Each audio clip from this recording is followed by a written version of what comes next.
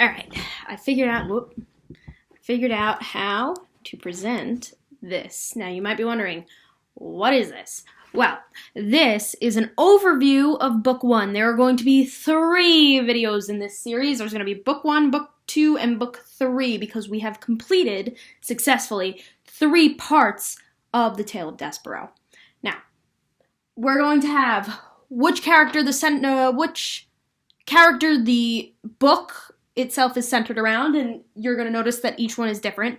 We're going to have the traits of that character, or at least some of them, some that I could think of off the top of my head, and then we're going to have major points in the story. This is not an encompassment of the entire book. It does not go through every detail of every chapter of that book.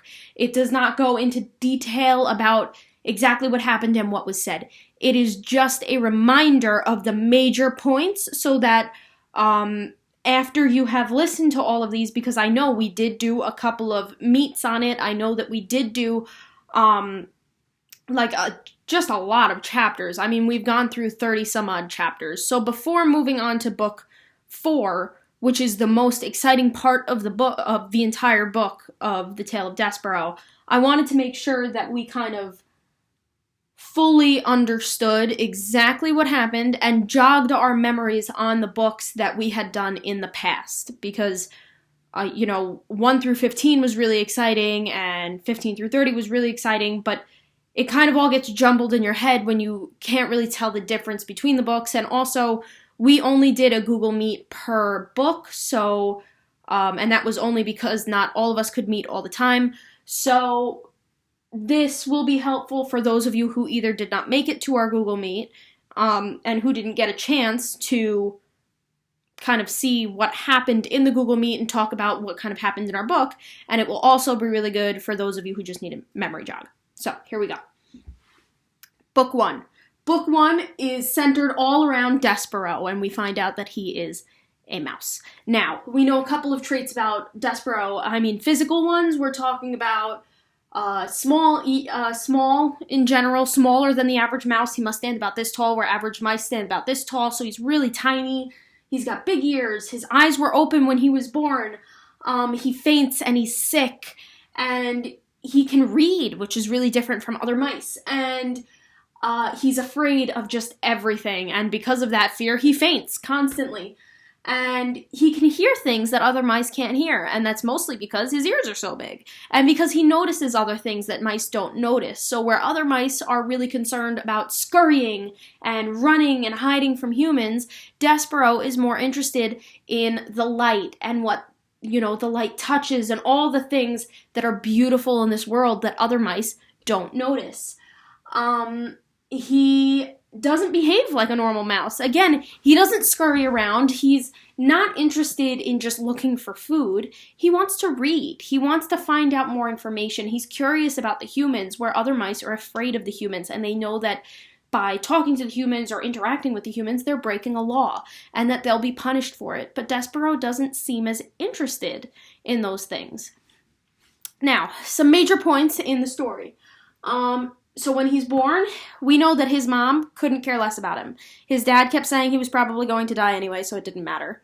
His siblings were making fun of him. Oh, he has such weird ears. Oh, his eyes are open. Don't you think that's odd? And his mother was so concerned about her looks that as soon as he was born, she kind of put him to the side and she did her makeup because she didn't like the way she looked. He learns to read, so while his sister is out there eating a book and trying to show him, oh, you take the glue first, and then you take a piece of paper, and it's delicious, he's sitting there actually reading the book. And he falls in love with this idea of the knight, the princess, and this happily ever after, once upon a time concept. So he loves reading storybooks. He loves these stories that come out of the books that he finds in the castle library. And he also really loves the light. So every time he sees the light, he looks up at it. Every time they're supposed to be scurrying and scattering about like a mouse would, zigzagging all across the floors and hiding, he's standing in awe, looking at the beautiful rainbows that come into these beautiful castles and their incredible stained glass windows, these rainbow windows with all types of flowers that drape across them. He loves that light. He meets Pete and the king. So he knows he's not supposed to be listening to this music, but that honey sweet music, that beautiful music, draws him in. And he breaks every rule. Don't speak to a human, don't be seen by a human, and do not touch a human. He breaks them all. And he's listening to this song that the king is singing and playing on like a little, I don't know, kind of a guitar. And he falls in love with the pea. But the king demands that he leave because he's too similar to a rat. And at the time, we didn't know why that mattered. The king just said, oh, we have a history with rats. And P looked upset, and the king slammed his foot on the ground, and Despero was forced to leave.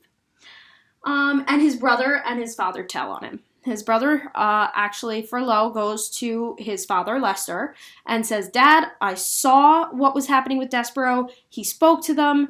He, was being held by P, and he's breaking all these laws. And Lester goes and gets a drum and calls the Mouse Council. So rather than trying to protect Despero and keep it a secret, they choose to tell on him.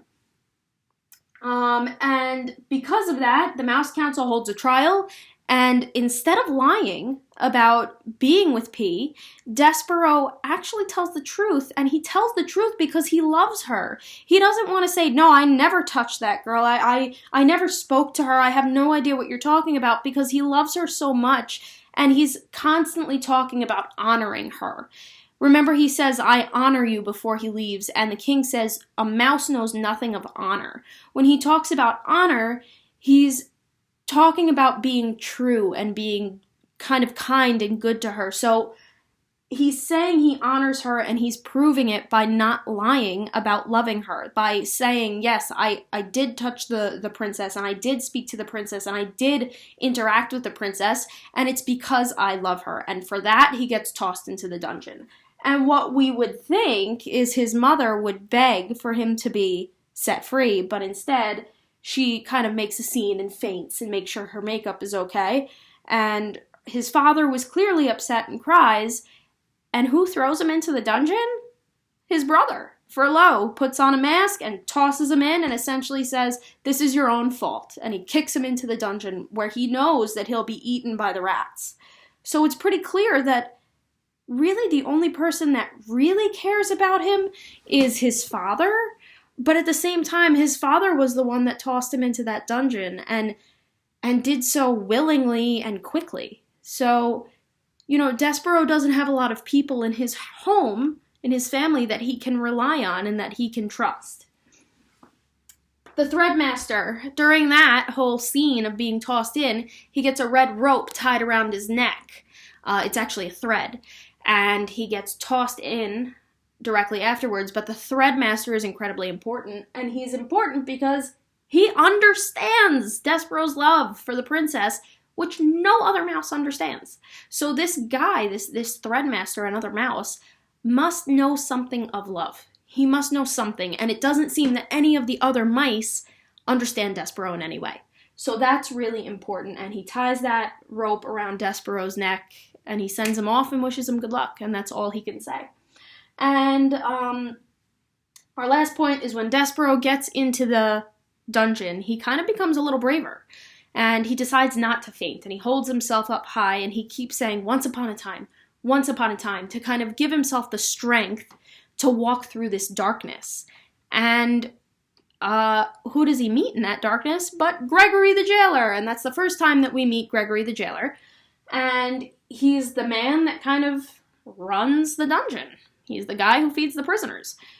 And he agrees to help Despero to survive this dungeon and not get eaten by the rats because he has seen the rats tear apart other mice. He's seen, and he actually can show Despero all the thread that came from that. And he tells him that's all that's left is the thread and the bones, and that's it. So he makes a deal. Gregory makes a deal with Despero. He says, if you can tell me the rest of that story that starts with once upon a time that you keep saying over and over, I'll help you to live.